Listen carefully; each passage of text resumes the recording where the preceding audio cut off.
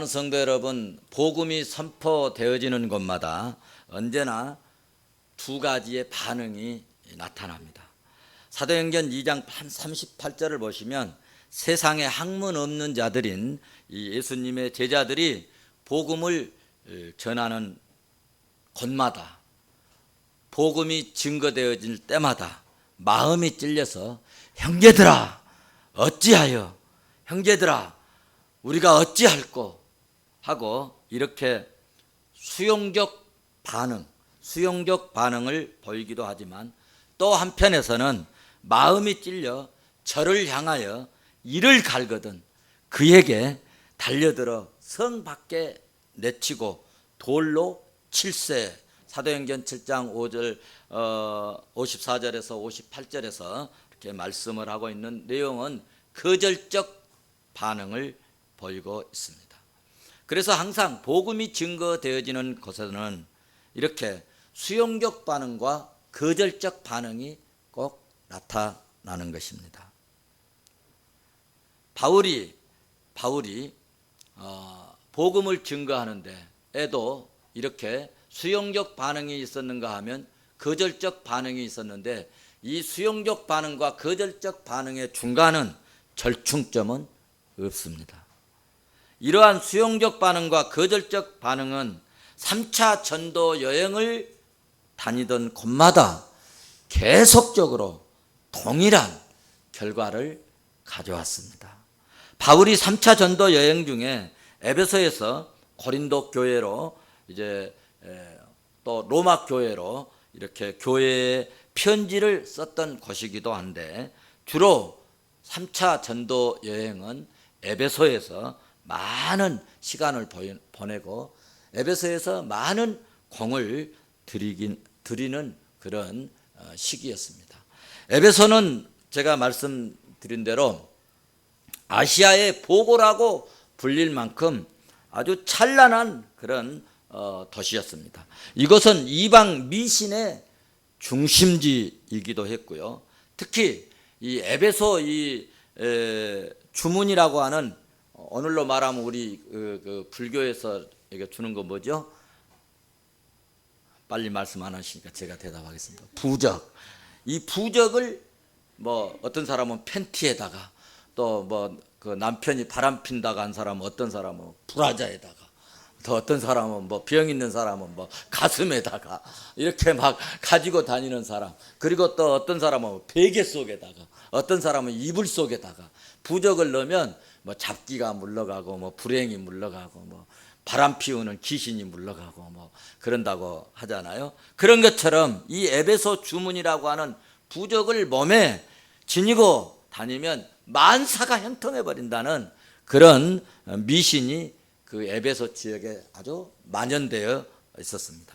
이런 곳에서 사도 바울이 3년간을 머물면서 교회를 아주 굳게 세우고 성장시키고 성도들에게 말씀을 가르치고 교육해서 성도들의 삶이 이렇게 성숙시키는 그런 사역을 감당을 했습니다. 3년 동안 사역을 하면서 숱한 고난과 역경이 있었고, 사람의 힘으로는 견딜 수 없는 그런 소용돌이가 있었지만은, 사도 바울은 항상 무엇으로 이겼느냐 하면 하나님의 말씀으로 승리하고, 세상의 세력을 하나님의 주신 말씀의 능력으로 방어하고 성령의 역사로 이기었음을 우리는 사도행전을 통하여서 잘 알 수가 있습니다. 어떤 어려움과 시련이 있어도 말씀으로 이길 수 있었던 이유가 뭐냐? 그 이유는 하나님의 말씀에는 힘이 있고 하나님의 말씀에는 능력이 있기 때문입니다. 그래서 사도행전 19장 20절 말씀에 이와 같이 주의 말씀에 힘이 있어 흥왕하여 세력을 얻으니라. 할렐루야. 그렇게 말씀하신 것처럼 오늘 예수 믿는 사람에게는 말씀의 힘이 있는 것입니다. 말씀이 힘이 되고, 우리 믿음의 사람들은 언제든지 하나님 말씀, 주의 말씀이 상처받고 어렵고 힘들 때 큰 위로가 되고, 말씀을 받을 때 여러분 나에게 희한한 능력이, 세상에서 돈으로 살 수 없는 그런 능력이 나에게 쫙 임하게 되는 체험을 많이 하게 된 줄로 믿습니다. 사랑하는 성도 여러분, 우리가 꼭 기억해야 할 것은 이 세상은 내 생각처럼 잘 안 된다는 것입니다. 내 생각대로, 내 계획대로 머리 쫙 써가지고 연구해서 계획 세워가지고 이렇게 내 생각대로 뭐가 잘 되면 얼마나 좋겠습니까? 그런데 내 생각대로가 아니라 주님 말씀한 대로 되어진다는 거예요. 사실 이 역사는요, 여러분 성경을 잘 읽어보시면 성경에 지금 기록되어진 대로 이 역사가 진행되고 있어요. 아십니까? 희한합니다. 그리고 이 세상은 주님의 뜻대로 운행됨을 꼭 기억하시기를 바랍니다. 그러므로 우리가 이 영안을 열어서 마음의 문을 열어서 이 주님의 뜻을 이해하고 주님의 뜻을 발견하고 주님의 뜻을 알고 그 뜻을 볼 수 있는 이런 지혜가 생겨야 된다는 것입니다. 하나님의 말씀이 왜 중요합니까? 하나님의 말씀에는 하나님의 뜻이 담겨져 있기 때문에, 하나님의 뜻이 기록되었기 때문에 이 말씀이 그렇게 중요한 것입니다. 그러므로 여러분, 오늘만, 현실만 보지 마시고 내일을 볼 줄 알아야 합니다. 하나님의 말씀에는요, 우리의 미래가 여기에 담겨져 있습니다. 하나님의 말씀의 특징이 뭐냐? 과거의 일, 현재의 일, 미래의 일이 여기에 기록된 줄로 믿습니다.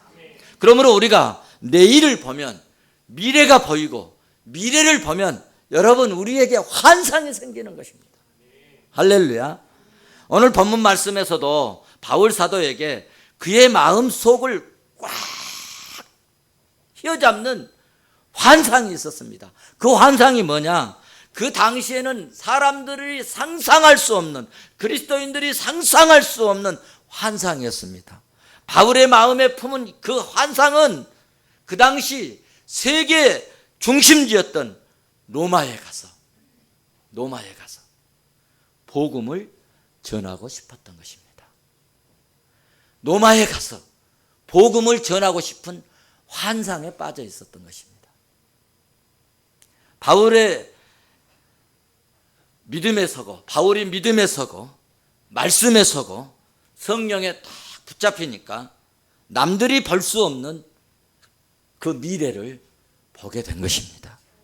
다 같이 오늘 본문 바울이 본 미래를 한번 살펴보도록 하겠습니다. 21절, 22절 같이 한번 보십니다. 같이 보십니다. 시작. 일이 있은 후에 바울이 마게도냐와 아가야를 거쳐 예루살렘에 가기로 작정하여 이르되 내가 거기 갔다가 후에 로마도 보아야 하리라 하고. 네, 거기까지만 봅시다. 어디까지 본다는 거예요? 마게도냐를 거쳐서 아가야를 거쳐서 그리고 예루살렘으로 가는데, 예루살렘으로 가는 그 계획이 세워졌는데 그 예루살렘으로 가겠다고 하는 것은 뭘 의미하느냐 하면은 로마에까지 가보고 싶다는 그런 생각입니다. 바울은 로마를 보고 싶다, 로마를 가고 싶다. 바울은 로마에 대해서 눈을 뜨기 시작한 것입니다. 이런 상태가 미래를 보는 상태입니다. 당시 복음을 듣고 로마에 간다고 하는 것은, 복음을 안고 복음을 가지고 여러분 복음을 품고 로마에 간다는 것은 여러분 생명을 포기하고 목숨을 여러분 죽음을 무릅쓰는 것이고 목숨을, 생명을 포기하는 거나 마찬가지입니다. 그러나 바울은 로마에 가고 싶다는 것입니다. 다른 사람들이 생각할 때는 정신 빠진 사람, 죽으려고 환장했나? 라고 말할 수 있는 그런 상황. 그럼에도 불구하고 이러한 환상과 열정이 인간 바울이 하나님 나라에 눈을 뜬 사도 바울로 만들어 버리신 줄로 믿습니다. 우리가 하나님 나라에 눈을 뜰 수 있기를 주의 이름으로 축원합니다. 우리가 하나님 나라에 눈을 뜨면 인생이 달라집니다. 인생이 달라지면 삶이 달라지고 우리의 삶이 얼마나 아름답고 멋지고 이대해져 가는지 알 수 없습니다. 멋진 사람이 되어지는 것입니다. 사랑하는 성도 여러분, 우리가 계획하고 생각하고 미래를 짜서 지혜를 짜서 지혜롭게 무엇을 잘하려고 해도 생각지 못한 문제가 발생해서 낙심하고 어쩔 때는 이거 어떻게 하냐 끙끙대고 그리고 괴로워할 때가 있습니다. 사도 바울이 그랬습니다. 1차 전도 여행을 마치고 2차 전도 여행을 주님의 은혜로 성령 충만한 상태에서 딱 출발을 하려고 합니다. 그런데 무슨 문제가 생겼습니까? 삐걱대기 시작합니다. 그렇게 성령 충만하고 하나님의 능력이 하나님의 권세가 병든 자가 나아지고 문둥병자가 고침받고 귀신이 물러가고 바울이 선언적 기도하면 뭐 어떤 병도 치료받고 이런 역사가 일어나는데 바울이 하는 일에 그 누가 거절하고 거부할 사람이 없을 것 같은데 그런데 전도 여행을 출발하는 이 전도 사역팀을 짜는데 삐걱대기 시작했다는 것입니다. 자신의 계획대로 되지 않았다는 말씀입니다. 제일 먼저 의견 충돌이 있었습니다. 그렇게 신실했던 바나바 그와 가장 가까운 그 바나바와 충돌이 일어나고 싸움이 크게 벌어졌습니다. 그렇게 훌륭하고 그렇게 존경스러운 바나바와 드디어 싸우고 헤어지는 문제가 발생했습니다. 바울의 사역팀이 이 사역의 핵심적인 인물이었는데 그것이 그러므로 깨질 것 같습니다. 엄청나게 난감했을 것입니다. 그러나 그렇다고 해서 하나님의 능력이 안 나타나느냐? 그렇지 않았습니다. 1차 여행 때처럼 기적과 이적인 능력이 계속적으로 나타났습니다. 그런데 어느 날 밤에 아시아의 사역을 멈추라 하나님이 말씀하십니다. 여러분 지금 부흥이 되고 기적이 일어나고 주의 말씀만 증거하면 성도들이 아멘하고 생활이 변화되고 어떤 환자가 와도 주의 이름으로 기도하면 치료되는 역사가 일어나는데 그 사역 그만두라는 겁니다. 얼마나 난감하겠습니까? 우리 같으면 안 됩니다. 할 겁니다. 오늘 한국교회 어떤 교회들 같으면 내가 죽어도 여기서 죽는다 하고 있을 것입니다. 그런데 바울의 이대함은 뭐냐? 하나님이 말씀하실 때 그 말씀에 순종했다는 것입니다. 누가 사역을 그만두라고 그랬어요? 하나님께서. 여기서 자기의 계획이 완전히 다 깨져버리고 자기의 계획이 다 부서져 버리는 겁니다. 그런데 하나님께서 여러분 새로운 선교지를 보여주는 것입니다. 할렐루야. 마게도냐 쪽에 사람을 보여주시면서 마게도냐 쪽으로 가거라. 사역을 끝내게 한 줄 알았는데 사역을 그만두게 하였는데 나는 이제 무엇을 하느냐라고 낙심할 때 하나님께서는 새로운 비전을 주셨다는 것입니다. 무슨 이유, 왜 그쪽으로 가라는 말씀은 없었습니다. 그러나 바울은 그 말씀에 순종을 했습니다. 여러분 하나님의 말씀의 순종이 바울을 바울되게 한 줄로 믿습니다. 중요한 것은 그때부터 여러분 그때부터 바울이 영적인 눈이 더 확장 열려지고 더 멀리 미래를 보고 더 영광스러운 하나님의 뜻을 보게 된 줄로 믿습니다. 그러니까 성도 여러분 지금 오늘 우리의 계획대로 뭐가 잘 안 됩니까? 내 생각이 어긋났어요? 그렇다 할지라도 그것이 잘못된 것이 아니라 오히려 하나님이 나의 눈을 나의 시선을 다른 곳으로 옮기기 위한 계획이신지도 모릅니다. 그것이 잘못된 것이 아니라 오히려 하나님에 대해서 하나님이 눈을 다시 다른 방향으로 돌리게 하시는 메시지 혹은 말씀으로 우리는 들을 수 있는 그런 영적 안목이 있었으면 좋겠습니다. 그러니까 오늘 안 되는 것 때문에 여러분 낙심하지 말고, 이 안 되는 것은 새로운 것을 보라는 하나님의 사인일 수도 있다는 말씀입니다. 제가 최근에 그랬습니다. 제 생각에 나에게 이러면 안 되는 그런 분이 있었어요. 근데 상당히 스트레스를 주더라고요. 제가 깨달았습니다. 기도하면서 깨달았는데 두 가지인데, 사람을 의지했구나. 물론 우리가 평소에 다 하나님을 의지합니다.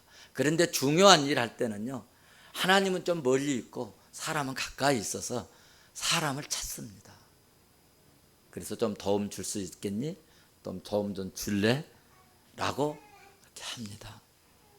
그래서 제가 사람을 의지했구나. 나도 몰래 사람을 좀 더 많이 의지했구나.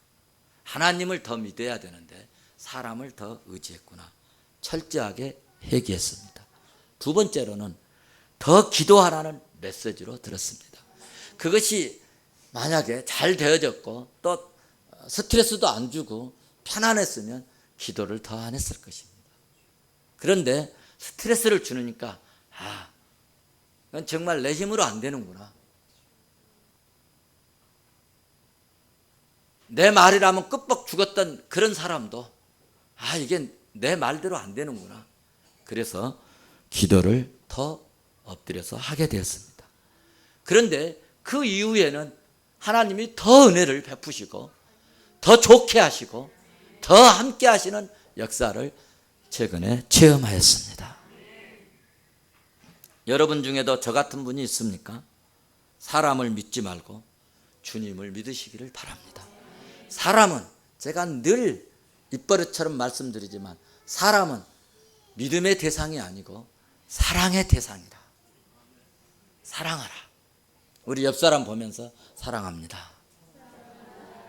네. 사랑의 대상입니다. 믿음의 대상이 아니라는 것입니다.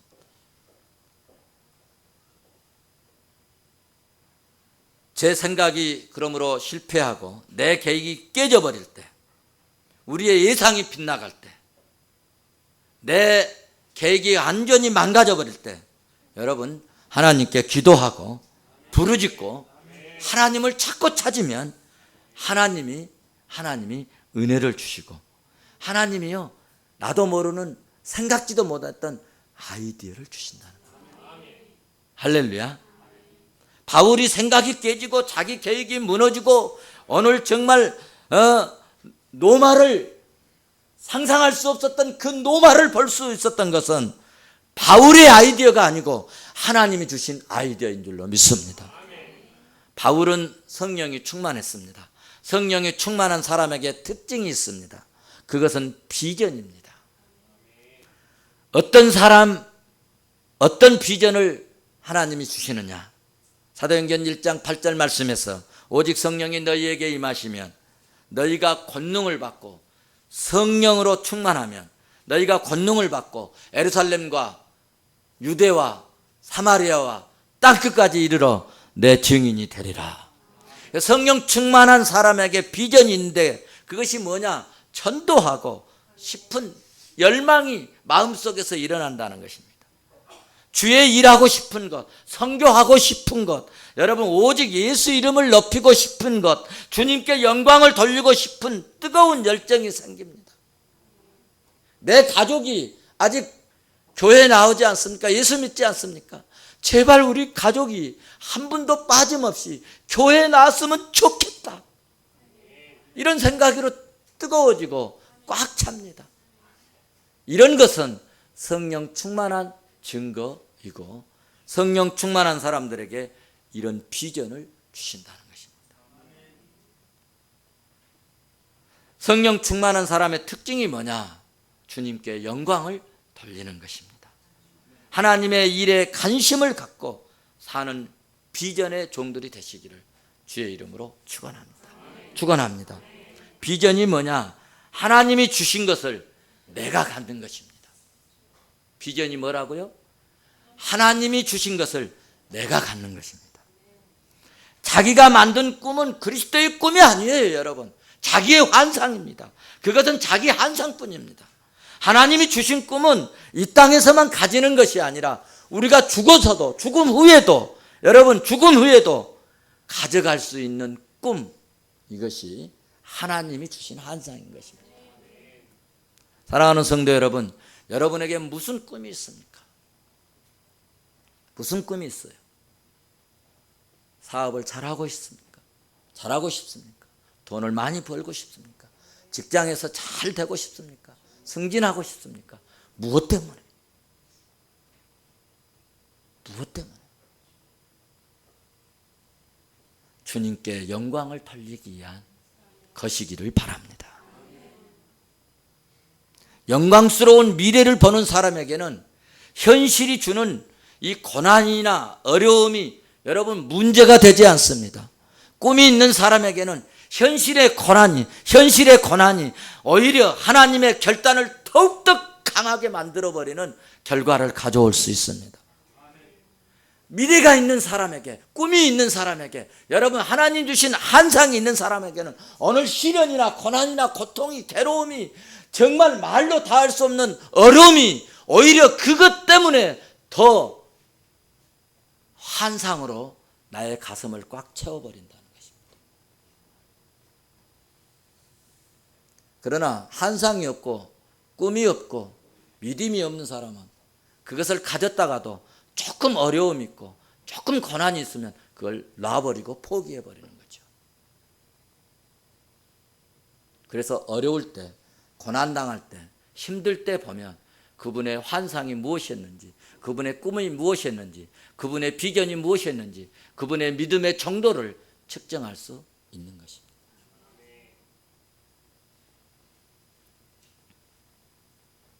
그런데 여러분, 우리에게 꿈을 갖고 우리가 꿈을 꾸었으면 좋겠습니다. 그런데 여러분, 꿈은 꿈이고 현실은 현실이 있음을 꼭 아셔야 합니다. 우리가 막 믿음으로 이렇게 살아요. 오늘도 주님 앞에 나와서 하나님의 은혜를 구해요. 하나님은 은혜 주실 줄로 믿습니다. 교회 가면 잘 될 것이라고 그렇게 확신하고 나오십니다.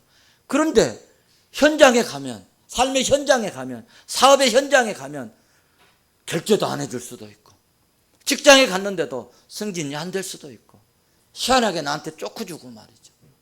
힘들게 하고 말이죠. 자존심 상하게 만들고 이럴 수 있다는 것입니다. 우리에게 현실이 있어요. 오늘 본문 23절 말씀을 봐보십시오. 바울이 그렇게 위대한 능력과 권능과 권세와 하나님의 역사들을 드러내고 하나님의 능력이 드러났음에도 어떤 일이 일어나는가 한번 봐보십시오. 23절 같이 봅니다. 시작. 이 도로 인하여 적지 않은 소동이 있었으니, 보십시오. 동네 마을에 그 성 안에 소동이 일어났어요. 무슨 소동이? 바울이 증거하는 이 말씀 때문에 말입니다.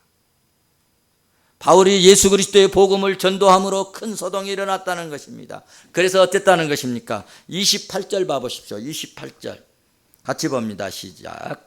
그들이 이 말을 듣고 분노가 가득하여 외쳐 이르되 그다 에베소 사람의 아데미여 하더니, 아까 이 에베소는 이 미신으로 가득 찼다라고 말씀드렸잖아요.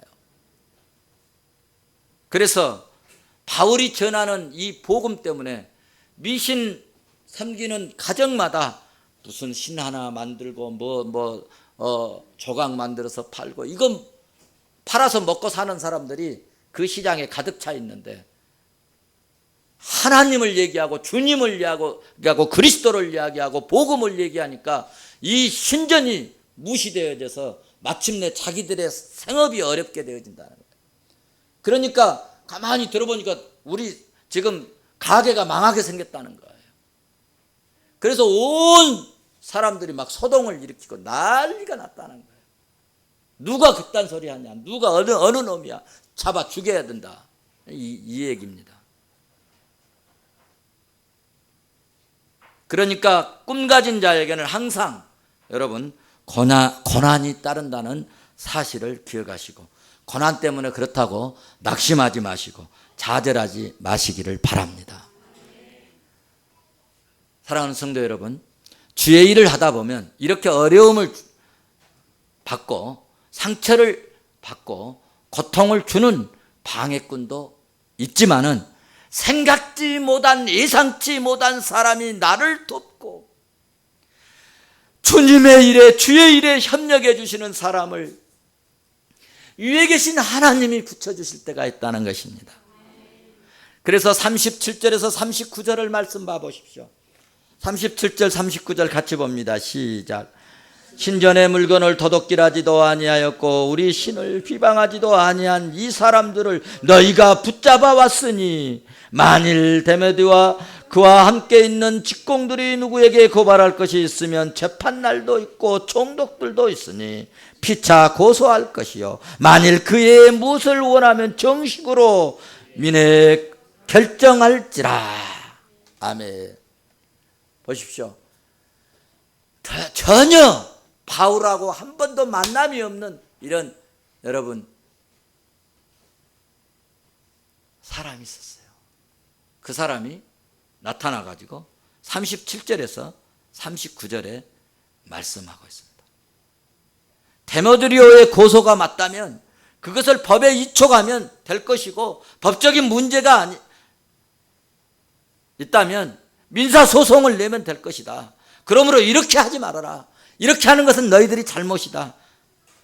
그리고 40절 41절 보면 음해하고 소동하고 방해하는 무리를 어떻게 했다고요? 흩어지게 해버렸다. 할렐루야. 제가 시간이 없어서 말씀을 맺습니다. 그 지역 서기장이 무리를 진정시켜버리고 바울을 죽이려고 분노가 가득한 그들을 흩어지게 만들어버렸습니다. 하나님의 일을 하다 보면 방해꾼도 생기지만 나를 돕는 희한한 일이 전혀 알지 못한, 전혀 생각지 못한, 전혀 예상치 못한 사람이 나에게 돕는 천사로 다가올 수 있다는 말씀입니다. 누가? 하나님이 보내주신다는 것입니다. 그래서 마태복음 19장 26절에서 주님이 이렇게 말씀하셨습니다. 사람으로서는 할 수 없으되, 사람으로서는 할 수 없으되 하나님의 능력으로는 다 할 수 있느니라. 저는 이 말씀이 얼마나 좋은지 모릅니다. 그래, 나의 힘으로는 안 돼, 우리의 힘으로는 안 돼, 우리 교인들의 힘으로는 안 돼. 그러나 하나님이 하시면 돼. 그래서 때로는 여러분들이 반대하고 그래도 하나님이 주시는 응답과 사인을 받았을 때는 제가 고집 부르면서도 나갈 때가 있습니다. 왜냐하면 여러분의 힘으로는 안 되지만 하나님의 능력으로는 되기 때문입니다. 우리는 이 말씀을 믿으셔야 합니다. 오늘 우리 사랑하는 성도 여러분, 현실만 보지 마십시오. 하나님이 도우실 여러분 내일을 보십시오. 내가 오늘 주의 일을 하다가 힘들고 어려우면 여러분, 사람들은 나를 멀리하고 피하고 돌아가지만 하나님은 불꽃 같은 눈으로 우리를 살피시고 돕는 자를 파송하시고 돕는 자를 붙여주시고 협력자를 우리에게 보내주신다는 말씀입니다. 하나님의 뜻을 이루는 삶을 살 때 하나님은 순간순간 역사해 주시고, 그럴 때 우리는 영광스러운 미래가 생기는 것입니다. 이것을 여러분 기억하시고, 여러분 예수 믿는 사람들이 잘 때요, 예수 믿는 나라가 잘 때요, 여러분 요즘 신문에 보면은 정말 가슴이 아프고 메어지는 그런 일들이 있습니다. 지금 난민들이 말이죠. 바다에서 헤매고 있는데 3살짜리가 이 바다에 떠밀려 가지고 사진을 찍어 가지고 사진이 올라왔어요. 제가 오늘 그 영상 좀 보여드리려고 하는데 시간을 준비 못했는데, 왜 이런 일이 생긴 줄 아세요? 그리스도를 멀리하고 그리스도를 배척하고 그리스도를 수용하지 못한 결과입니다. 우리 예수 안에서 사십시다. 여러분, 지도책을 펴놓고 봐보십시오. 예수 믿는 나라, 십자가가 있는 나라, 그리스도를 섬기는 나라, 십자가가 우뚝 세워진 나라들이 다 세계를 장악하고 가고 있습니다. 마침내 예수 믿는 믿음의 사람들이 승리하는 것이 정해진 것을 믿으시고, 오늘의 현실의 고난이, 어려움이 우리를 힘들게 할지라도 미래의 영광을 보면서 오늘 믿음으로 전진해가는 저와 여러분 되시기를 주의 이름으로 축원합니다.